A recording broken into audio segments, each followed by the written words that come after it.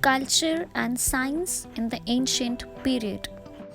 India has a rich and varied culture. Every dynasty had ruled India added something to her heritage. That is why the contribution to culture and science has been derived from the ancient India. And if we talk about ancient India, then literature had played the most important role as we get all the sources about ancient India from the literature. The books of Vedas, Upanishads, Puranas, the epics, and secular literature have told us a lot about the ancient India. Out of all these, Vedas are the earliest literature work that we have. As you have studied in the previous videos as well, the Vedas means knowledge, and there are 4 books of Vedas. Now let's talk about the Vedas and Upanishads. The first and important contribution of Indian literature, the Vedas and Upanishads. The important and first contribution to ancient India literature were the 4 Vedas. The first one was Rig Veda, second Samaveda, third Yajur Veda, and fourth Atharva Veda. The Vedas tell us about the religious beliefs and social environment of the Aryans. Upanishads. There are also 108 Upanishads. It contains deep knowledge of the universe, humanity, ultimate truth, and are treasured as one of the richest literature of the world. These Upanishads contain teachings by the celebrated teachers to their selected disciplines. These Upanishads are in the form of dialogues between teachers and students. Most Indian philosophies are based on the high level of thought taught by the Upanishads. Puranas.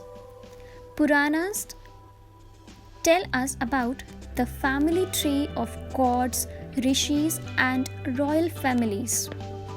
They give us information in the form of the ancient tales about the origin of universe and a detailed description of the earth. There are 18 Puranas and all are the part of ancient Indian literature. The epics. The 2 main epics are Ramayana and Mahabharata. Great contribution to ancient Indian literature. The Mahabharata also includes the Bhagavad Gita. It is the conversation between Lord Krishna and Arjun on the field of battle. The Buddhist and Jain texts are also important religious literature. Other than that, the Jataka tales and Panchtantra stories that we read in these days, they tell us about the people and society. It gives us the lesson about nature of man and how he reacts to different situations and circumstances. Secular literature. The creative literature by famous poets like Kalidas, Shudraka, Banabhat, and Bhasa. The Arthashastra and Dharma Sutra by Kautilya, which have the ideas on rules and regulations, the economy and social regulations of the ancient India. The Sangam literature, which is in Tamil, have information about society and culture of the Tamil region, in ancient times. The foreign accounts by travelers and scholars like Fahim, he came to India during the rule of Chandragupta II. He spent 6 years in India visiting the Buddhist monastery. When he came back, he wrote an account of his stay in India. His account gives a detailed description of the life of people under Gupta kings. Another foreign account by Huon Tsang, he came to India and wrote about the condition in those days of later 2 centuries. The ruler in the north was Harshvardhana, and Ai Singh was another Chinese traveler who came to India. Art and architect. A large number of stupas, chaityas, that is the worship halls, and viharas, temples were constructed. Thousands of craftsmen worked day and night to build and decorate these structures. Some highly polished pillars of the modern period mounted with statues of animals.